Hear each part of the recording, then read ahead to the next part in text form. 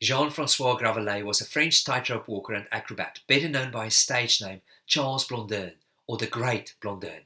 At the age of 5, he was sent to a famous school in Lyon to train as an acrobat, and at his very first public appearance, he was already known as the Boy Wonder. However, what he's most famous for is that he was the first person to cross the Niagara Falls between the United States and Canada on a tightrope. He made his first crossing of the 340-meter wide gorge on the 30th of June, 1859. And after he achieved this incredible feat, he started becoming a bit more daring with his tricks. In fact, he walked across this massive expanse with the churning water below, blindfolded, on stilts, and even performed some acrobatic tricks on the rope, like standing on a chair with only one of its legs balanced on the rope. Once he pushed a stove in a wheelbarrow out to the middle of the rope, took out a pan, and cooked an omelette on the tightrope. Thousands of people were amazed at what he could do. Another day, he walked backwards across the tightrope to Canada and returned pushing a wheelbarrow. His balance was just incredible. And he was an amazing showman. And being a showman, he approached a crowd of people admiring him and he asked, "Well, you've seen what I can do.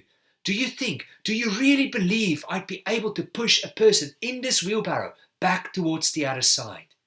And the crowd went wild, shouting that they believed it, for he was the Great Blondin.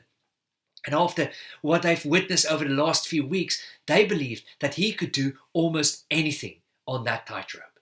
And when the shouting and applauding died down, Blondin said, "Excellent! Who would like to be that person in the wheelbarrow?" Absolute silence. No one volunteered. They all said they believed it, but when it came to taking the step of faith, no one wanted to do it. About a month later, Blondin actually carried his manager and friend, Harry Court, on his back from one side to the other. He was the only one whose faith translated into action. Friends, there's a big difference between saying you believe and actually taking a step of faith.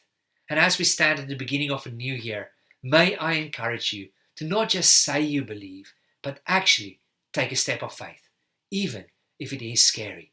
Just make sure you put your faith in the one who can get you safely to the other side.